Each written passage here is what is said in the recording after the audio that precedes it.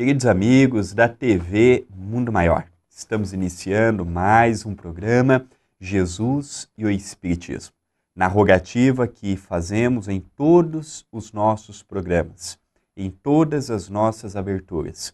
Rogamos a Deus, o nosso Pai, que nos abençoe em mais esta oportunidade. Rogamos também a Jesus, que é o nosso guia e o nosso modelo, para que nos dê força, ânimo e coragem para seguirmos sempre adiante. O programa Jesus e o Espiritismo está estudando neste momento na íntegra, capítulo por capítulo do livro O Espírito da Verdade.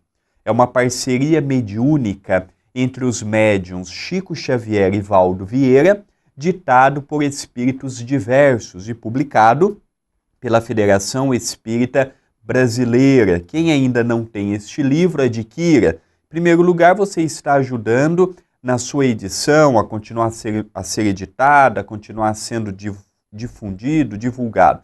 Então, quem puder, adquira. E é sempre bom nós podermos grifar, anotar, riscar o que julgamos ser importantes para as nossas reflexões. No capítulo de hoje, no programa de hoje, nós veremos no primeiro bloco o capítulo 30, As Estatuetas, que é uma mensagem ditada por Hilário Silva, e no segundo bloco nós veremos o capítulo 31, Oração da Migalha, ditado pelo espírito de Meimei. Porém, antes de darmos início propriamente dito no capítulo de hoje, eu gostaria de relembrar a todos que estão nos acompanhando que a TV Mundo Maior, que a Rádio Boa Nova, ambas sob a tutela das Casas André Luiz, na cidade de Guarulhos, São Paulo, precisa da sua ajuda. Então você pode entrar em contato conosco, ou melhor, com a TV Mundo Maior, através do seu site tvmundomaior.com.br, e ali você vai ter algumas formas de colaborar, conforme o que você pode colaborar. E toda colaboração, toda ajuda é muito importante para continuarmos com estes dois projetos no ar, a rádio e a TV. Então, como nós dissemos há pouco, veremos hoje o capítulo 30, As Estatuetas, corresponde ao capítulo 10º, item 14º de O Evangelho segundo o Espiritismo. É um diálogo que Hilário Silva nos conta. Ele inicia dizendo: o diálogo, à noite, entre as duas senhoras, continuavam na copa. Você, minha filha, deve perdoar, esquecer. Lá diz o Evangelho que costumamos ver o argueiro no olho do vizinho, sem ver a trave dentro do nosso. Mas, mamãe, foi um insulto. O moço parou à frente da janela, viu as minhas estatuetas e atirou a pedra. E Dona Balbina, senhora espírita de generoso coração, prosseguia falando à filha, Dona Rogéria, ele é um pobre rapaz obsediado. História é uma fera solta, isso sim. Mas Dona Margarida, a mãe dele, foi sempre amiga. Isso não vem ao caso. Cada qual é responsável pelos próprios atos. A senhora sabe que ele é maior. Precisamos perdoar para sermos perdoados. Ser bom é uma coisa, e outra coisa é ser tolo. Darei queixa à polícia. Somente não queria fazê-lo sem ouvi-la. Contudo, Fábio e eu estamos decididos. Meu Fábio já anda cansado do volante. Pobre marido, dinheiro cavado em caminhão é duro de ganhar. Meu conselho, filha, é desculpar e desculpar, mas o prejuízo é de 2.000 cruzeiros, além da injúria. Mesmo assim, o perdão é o melhor remédio. Ah, que será do mundo assim, sem corrigenda, sem justiça? Nesse instante, alguém bate à porta. Ambas atendem. O portador comunica um desastre. O senhor Fábio trompou uma casa e a parede caiu. Mãe e filha correm para o local, que se encontra entulhado de multidão, e veem a casa acidentada. É justamente a moradia de Dona Margarida, a mãe do rapaz que atirara a pedra. O caminhão, num lance estouvado, derrubara uma parede lateral e penetrara fundo, inutilizando todo o mobiliário da sala de refeições. Apagara-se a luz no quarteirão, e as duas, sem que ninguém as reconhecessem, podiam escutar Dona Margarida, que sustentava uma vela acesa diante do guarda de trânsito. Peço-lhe, dizia ao fiscal, não abrir processo algum, não quero reclamações. Mas Dona Margarida, insistiu o funcionário, a senhora vai ter um prejuízo para mais de 40 contos. Não importa, Deus dará jeito. Seu Fábio e Dona Rogéria são meus amigos de muito tempo. As duas senhoras, porém, não puderam continuar ouvindo, pois a voz irritada de Fábio elevou-se da multidão e era necessário socorrê-lo, porque o infeliz estava ébrio. Essa história que nós vamos ter oportunidade de analisar neste primeiro bloco, ela é mais comum de ocorrer do que nós imaginamos. Quantas são as vezes que temos um prejuízo pequeno e vamos em busca dos nossos direitos, em busca do que nós temos a nosso favor, e às vezes acontece uma situação muito maior nos envolvendo em relação ao nosso semelhante, e muitas vezes o nosso próximo nos dá uma verdadeira lição de caridade, de perdão e de amor fraterno. Da terra, nós não temos que tomar prejuízos de ninguém, nós não temos que ser tolos na mão de ninguém, como a própria mensagem nos falou, mas nós também precisamos nos colocar no lugar dos outros.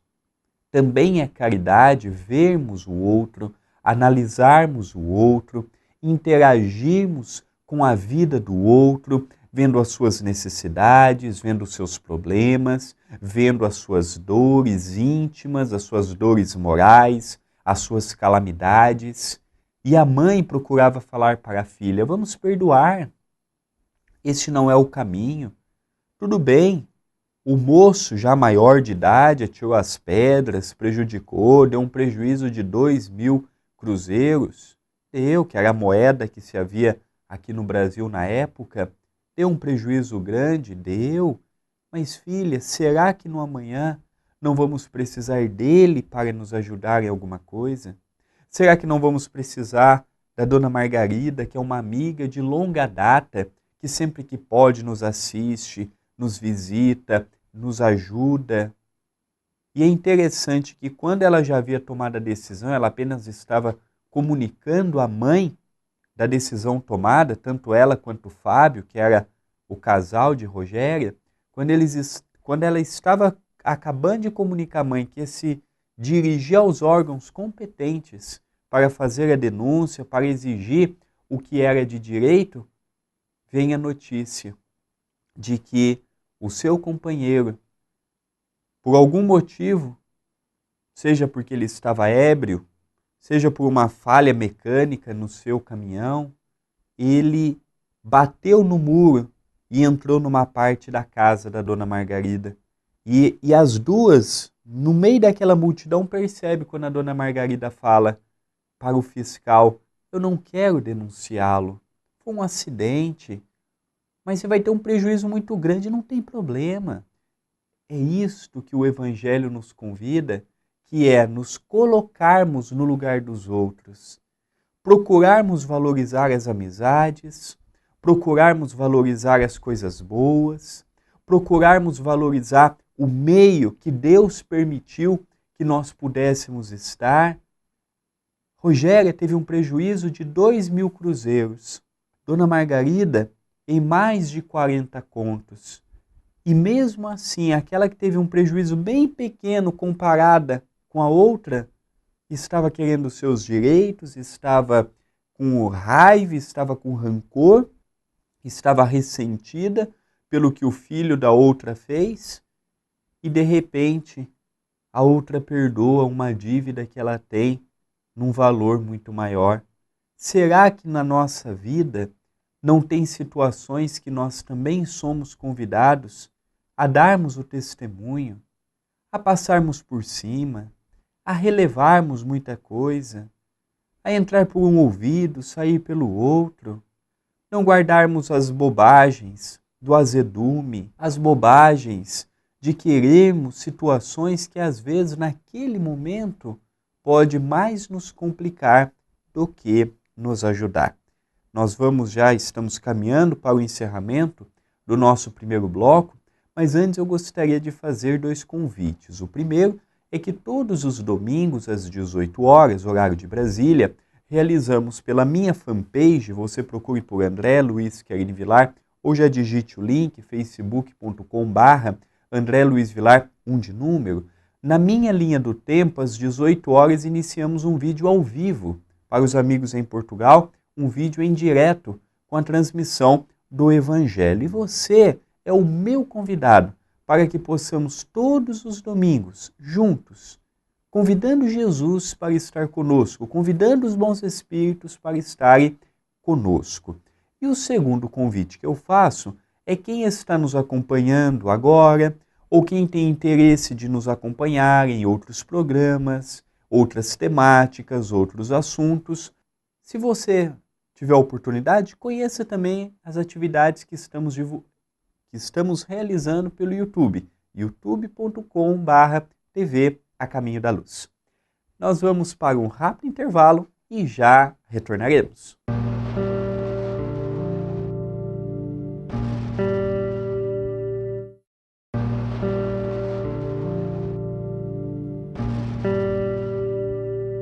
Estamos retornando com o programa Jesus e o Espiritismo pela TV Mundo Maior, a qual deixo registrado o meu carinho, a minha gratidão, o meu muito obrigado pela oportunidade de participarmos da grade de programação da TV Mundo Maior. A todos os diretores das Casas André Luiz, aos dirigentes da TV Mundo Maior, em especial ao André Marusso, aos seus funcionários, fica aqui registrado o nosso agradecimento. Neste segundo bloco, nós vamos ver um capítulo novo, que tem como título Oração da Migalha, que é o capítulo 31º. Esta mensagem foi ditada pelo espírito de Meimei, e é um estudo correspondente ao capítulo 13º, item 5º de O Evangelho segundo o Espiritismo, quando Meimei nos fala: Senhor, quando alguém estiver em oração, referindo-se à caridade, faze com que esse alguém me recorde, para que eu consiga igualmente ajudar em teu nome. Quantas criaturas me fitam, indiferentes, e quantas me abandonam por lixo imprestável. Dizem que sou moeda insignificante, sem utilidade para ninguém. Contudo, desejo transformar-me na gota de remédio para a criança doente. Atiram-me à distância, quando surjo, na forma do pedaço de pão que sobra à mesa. No entanto, aspiro a fazer ainda a alegria dos que choram de fome. Muita gente considera que sou trapo velho para o esfregão, mas anseio agasalhar os que atravessam a noite de pele ao vento. Outros alegam que sou resto de prato para calha do esgoto, mas entretanto, mãos fraternas que me auxiliem, posso converter-me na sopa generosa para alimento e consolo dos que jazem sozinhos no catre do infortúnio, refletindo na morte. Afirmam que sou apenas migalha e por isso me desprezam. Talvez não saibam que, certa vez, quando quiseste falar em amor, narraste a história de uma dracma perdida e, reportando-te ao reino de Deus, tomaste uma semente de mostarda por base de teus ensinos. Faze, Senhor, que os homens me aproveitem nas obras do bem eterno e, para que me compreendam a capacidade de trabalhar, dize-lhes que um dia estivemos juntos em Jerusalém, no templo de Salomão, entre a riqueza dos poderosos e as joias faiscantes do santuário, e conta-lhe que me viste e me abençoaste nos dedos mirrados de pobre viúva, na feição de um vintém. Esta mensagem ela é muito bonita porque ela nos recorda o óbolo da viúva. Quando Jesus estava com alguns companheiros na sinagoga, e na sinagoga da época tinha um local que chamava gasofilácio, onde os companheiros colocavam a sua oferta, a sua oferenda aos deuses ou ao Deus da época. E é curioso que as pessoas chegavam com as mãos cheias, cheias de ouro, cheias de mercadorias importantes, cheias de joias, e depositava com muito orgulho naquele altar destinado aos petitórios, às ofertas, às oferendas. E de repente, neste dia, Jesus e os discípulos notam que entrou uma senhora muito pobre, com uma roupa surrada, com aquela roupa que denotava, que demonstrava que pertencia a uma classe inferior na sociedade da época. E ela chegou com muito respeito no templo, chegou neste altar, o gasofilácio, e depositou 2 dracmas, que era a moeda da época. Depositou 2 moedas no altar, fez os seus pedidos, fez os seus agradecimentos e novamente retornou para os seus afazeres naturais. Jesus, que não perdia a oportunidade de ensinar, a oportunidade de orientar, a oportunidade de mostrar coisas novas aos seus companheiros, indagou: quem de todos que nós tivemos a oportunidade de ver, quem foi o que mais doou? Pedro disse: ah, Senhor, foi aquela senhora, porque ela tirou do seu necessário.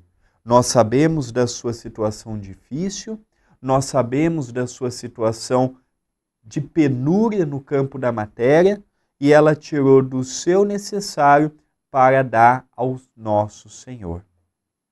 E Jesus fala: bem-aventurados tu és, Pedro, que permitiu que o olhar pudesse penetrar através do Evangelho e da caridade. Então nós estamos vendo que hoje nós às vezes não temos condições para ofertar. Ofertar perante a vida, ajudar perante a vida, mas toda migalha se constitui em muitas coisas. Aqui no Centro Espírita Perdão, Amor e Caridade, em Itapira, nós temos um departamento assistencial, que é o Núcleo Assistencial Espírita Cristão Chico Xavier. O Núcleo Chico Xavier, todas as quintas-feiras e todos os sábados, ele serve a sopa fraterna. Dá a sopa para a comunidade, aqueles companheiros menos favorecidos financeiramente falando, aqueles companheiros que estão passando pela dificuldade do desemprego, pela dificuldade de ter o companheiro preso, de ter as situações envolvendo a saúde comprometida através das doenças. E é muito curioso que a base da sopa é o que nós ganhamos. Então nós vamos no supermercado, o supermercado nos ajuda, doando aqueles alimentos que já não tem mais aquela aparência para ser vendida. E nós reunimos este material, aproveitamos o que é bom e realizamos a sopa fraterna 2 vezes por semana. O que isso quer dizer? Que às vezes o nosso pouco, juntado com o pouco do outro, pode formar uma grande corrente para o bem. Do mesmo modo que nós pegamos aquela batata, aquela mandioca, aquela cenoura, esses legumes que formam uma sopa que já não está muito bom, muitas vezes temos que cortar uma parte e já não serve mais, muitas vezes aproveitamos pouco daquele legumes, outras vezes aproveitamos mais. Mas é isto que constitui o papel de todos nós perante a vida. É aproveitarmos o que dá para ser aproveitado. É fazer o que dá para ser feito. E com amor, e com carinho, com devotamento. Tudo na vida passa de um modo muito rápido. Tudo na vida passa de um modo bem acelerado. E nós somos convidados a, apesar desta correria natural, vermos na vida que tem momentos que nós temos que parar, sentar e refletir. Refletir no caminho que estamos seguindo, refletir nas escolhas que estamos efetuando, refletir nos passos que nós estamos dando na nossa vida. Não é todos os caminhos que nós podemos ir, porque tem muitos caminhos que a sua repercussão vai ser dolorosa, que a sua repercussão vai ser difícil. Por isso que Paulo dizia, o plantio é livre, mas a colheita tornar-se-á obrigatória. Hoje eu não tenho muito que mudar o meu plantio de ontem, mas eu posso fazer um novo plantio no meu dia a dia, valorizando todas as belas oportunidades que nós estamos tendo, por maiores que sejam as minhas lutas, as minhas dificuldades, os meus problemas, eu não estou sozinho. Você não está sozinho. E nós, num conjunto, nós, num coletivo, não estamos sozinhos. Nós todos somos assistidos. É verdade que às vezes nós não somos assistidos do modo que nós gostaríamos de ser assistidos. É verdade que às vezes nós gostaríamos de ser ajudados de outras formas, mas nós não podemos nos esquecer que nós estamos num planeta em evolução. Nós somos espíritos em evolução. Estamos aqui para aprender e para desenvolver as potencialidades que trazemos em germe. O que são as potencialidades que trazemos em germe? Aquelas que nós precisamos trabalhar para florescer, para frutificar, para dar os seus frutos perante a nossa oportunidade reencarnatória. E Meimei relata para todos nós que aquela senhora que não possuía nada perto dos grandes homens, das grandes mulheres que passou no templo naquele dia, ela chegou com aquela roupa surrada, com aquele semblante de uma pessoa que trabalhou muito a vida toda e chega com aquela fé, chega com aquele ideal, mostrando que para Deus, que é o nosso Pai, e para Jesus, que é o nosso representante maior junto a Deus, o nosso Pai, para Deus nada vale a quantidade. Aquela senhora não deu nada perto dos outros que chegavam com as mãos cheias, mas aquela mulher talvez tenha sido a única naquele dia que doou com amor, que doou com carinho, que foi fazer os seus pedidos, louvando também a criação divina e pedindo, mediante aos seus padecimentos, mediante as suas dificuldades, mediante as suas lutas. Então, ambos os capítulos, tanto de Hilário Silva quanto de Meimei, mostram para nós, convertem ao mesmo ponto de que é momento de valorizarmos a nossa oportunidade reencarnatória. Perdoar não é ato de covardia. Perdoar não é ato de hipocrisia. Perdoar não é ato de fraqueza. Perdoar é ser inteligente. Perdoar para ser perdoado. Quando eu perdoo, quem mais ganha com isso sou eu, que eu estou removendo aqueles sentimentos negativos que todos os dias eu fico remoendo. Então, perdoar é fundamental. E ver a vida com abrangência. dando mesmo que seja as nossas migalhas no campo material, no campo espiritual, no campo moral, no campo sentimental, no campo afetivo. Se nós podemos fazer mais e melhor, por que não fazermos? Se nós podemos fazer um pouco a mais do que já estamos fazendo, vamos fazer com muito carinho, com muito amor, visando a todos que estão do nosso lado. Estamos chegando ao término de mais um programa, Jesus e o Espiritismo. Que Jesus nos abençoe, que Jesus nos ampare, que a nossa continuidade de semana possa ser de muita paz, de muita luz, de muito amor, e que este programa possa ter gerado em todos que estão me acompanhando, a qual eu agradeço as mensagens que recebo quase que diariamente. Obrigado. Que Jesus nos abençoe. Até semana que vem. Um beijo no coração de todos.